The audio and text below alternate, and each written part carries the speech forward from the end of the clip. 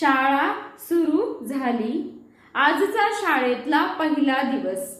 गुरुजी मुलांना शिकवण्यासाठी वर्गामध्ये जातात, परंतु जाता जाता ते हातामध्ये दिवा घेऊन जातात आणि मुलांना विचारतात, माझा दिवा घेऊन येण्यामागचा उद्देश काय? प्रत्येक विद्यार्थी आपापल्या परीने उत्तर देतात. तेव्हा एक विद्यार्थी म्हणतो की दिव्याकडून शिकावं, तू एक पाऊल पुढे टाक, तुझ्या प्रत्येक पावलांना उजेड मी तुला देईल. कोणी नाही संगतीला चालायचे तुला एकटेच आहे. अपयश हा तुझा भ्रम नव्हे, यशासाठी लागलेली ठेच आहे, यशासाठी लागलेली ठेच आहे.